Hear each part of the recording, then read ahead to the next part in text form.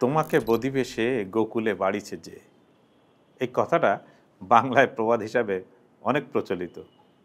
এখন এই কথাটা কি সত্যি হতে চলেছে পাকিস্তানের জন্য? যে পাকিস্তান দীর্ঘ সময় ধরে আফগানিস্তানের যারা লড়াই করেছেন আফগানিস্তানের পক্ষে হয়ে, প্রথমে মুজাহিদিন, তারপরে তালেবান, এক একটা নাম নিয়ে তাদেরকে সাহায্য সহযোগিতা আশ্রয় প্রশ্রয় সব দিয়ে তারা তাদেরকে যত সম্ভব সব ধরনের সাহায্য পাকিস্তান একদিন দিয়েছে।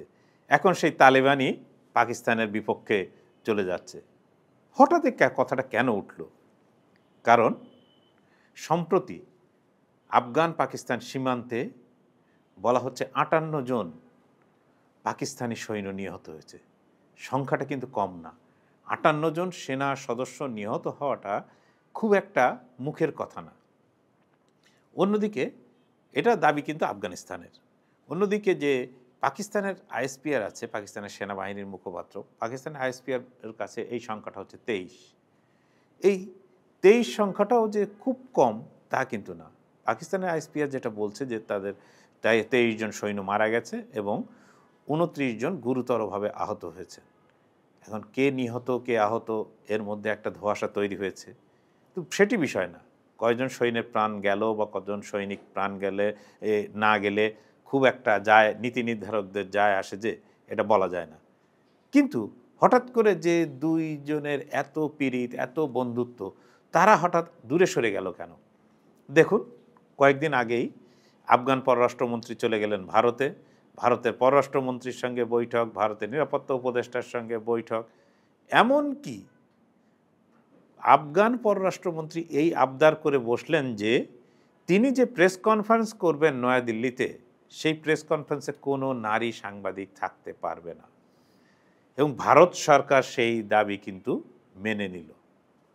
শুধু মেনে নেয়নি, সেখানকার যারা সাংবাদিক অর্থাৎ পুরুষ সাংবাদিক যারা ছিলেন তারা কিন্তু জিনিসটা মেনে নিয়ে সেই সংবাদ সম্মেলনে উপস্থিত ছিলেন এবং এটা নিয়ে কিন্তু অনেক বিতর্ক হয়েছে।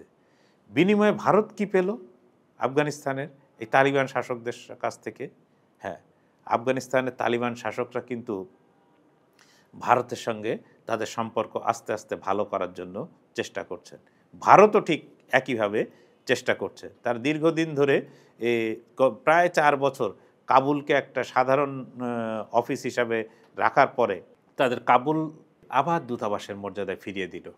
বিনিময়ে আফগানিস্তান কি দিল? বিনিময়ে আফগানিস্তান দিল ভারত বা বিজেপি সরকারের এতদিনের যে কাঙ্ক্ষিত বা যেটি আশা করে বসেছিল সেটি। তারা বলছে, এই তালেবান সরকারই বলছে যে কাশ্মীর, জম্মু এবং কাশ্মীর ভারতের অবিচ্ছেদ্য অংশ। অর্থাৎ পাকিস্তানে যে আজাদ কাশ্মীর নামে যে অংশ আছে সেই অংশ আসলে ভারতের। এই স্বীকৃতি কিন্তু এলো তালিবানের কাছ থেকে। বোঝেন একটা ঠেলা? কোথায় তারা ছিল পুরোপুরি উল্টো হয়ে গেল, মানে আরেক জায়গায় চলে এলো আরেক জায়গায়। কারণ তালেবান নিজেও বিপদটা বুঝতে পারছে। তারা যে কাবুল থেকে মাত্র ৭০ কিলোমিটার দূরে যে বাগরাম এয়ারপোর্ট আছে, সেই বাগরাম এয়ারপোর্ট একদিন আমেরিকান সৈন্যরা ছেড়ে দিয়ে গিয়েছিল। সেই আমেরিকান সৈন্যরা ছেড়ে দেয়া সেই এয়ারপোর্ট এখন ট্রাম্প সাহেব আবার দখলে নিতে চান, কিন্তু তালেবান এক্ষেত্রে মুখের উপরে না করে দিয়েছে। এই বাগরাম এয়ারপোর্টের আশপাশে কিন্তু চীনারা ইতিমধ্যে চীনের লোকজন অবস্থান নিয়েছেন এবং চীন, রাশিয়া, ভারত সবাই মিলে বাগরামের মতো গুরুত্বপূর্ণ পয়েন্টকে রক্ষা করতে চায় যেন এটা তালেবানের হাতছাড়া না হয়। সেক্ষেত্রে আমেরিকার লক্ষ্য কিন্তু এখন পাকিস্তান লক্ষ্য কেন? দীর্ঘদিন ধরে চীনের সঙ্গে সখ্যতার পরে পাকিস্তান আবার চলে গেছে আমেরিকার কোর্টে বা আমেরিকার কোলে। আসিফ মুনিরকে বৈঠক করছেন আপনার হোয়াইট হাউসে এবং ট্রাম্প সাহেবের আমন্ত্রণে। যেখানে রাষ্ট্রপ্রধানরা আমন্ত্রণ পেলে বসতে যান, সেখানে একজন সেনা প্রধানের সঙ্গে বৈঠক হয় ট্রাম্পের।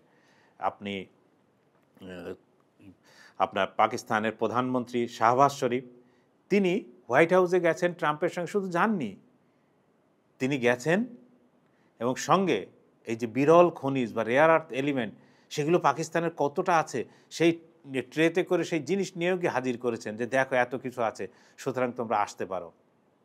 তো পাকিস্তানের অবস্থা এখন এই রকমই। পাশাপাশি আফগানিস্তান কিন্তু পাকিস্তানের এই ভুল বদলে কিছুটা বিপদে আছে, যে বিপদের কিন্তু একটা ইতিহাসও আছে। ইতিহাসটা কি?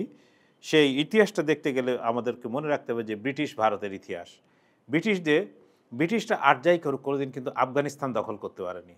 আফগানিস্তান দখল করতে না পারার জন্য আফগানিস্তানের একটা অংশের মধ্য দিয়ে তারা লাইন টেনে দিয়েছিল 1893 সালে। 1893 সালে যিনি এই লাইনটিতে টেনেছিলেন তার নাম স্যার মতিমার ডুরান্ড। এই ডুরান্ড লাইন দিয়েই এই পশতু বা পাঠান বা পাখতুন যাদেরই বলেন সেই জাতিটাকে প্রায় দুই ভাগে ভাগ করে দেওয়া হয়েছিল, যে কারণে পাকিস্তানকে এই সীমান্তকে কোনো দিন আফগানরা মানেনি, এই পাকিস্তানকে কোনো দিনও তারা কিন্তু মানেনি। এমনকি পাকিস্তান যখন জাতিসংঘের সদস্য হতে যায় তখন পৃথিবীর একটিমাত্র দেশ বিরোধিতা করেছিল, তার নাম কিন্তু আফগানিস্তান। এখন দেখা যাক যে পাকিস্তানের সঙ্গে আফগানিস্তানের এই শত্রুতা, এই লড়াই, তালিবানদের সঙ্গে তাদের যে সখ্যতাকে এখন মানে প্রতিদ্বন্দ্বিতায় বা দ্বন্দ্বে পরিণত হয়েছে, সেটা শেষ পর্যন্ত কোথায় গিয়ে দাঁড়ায়।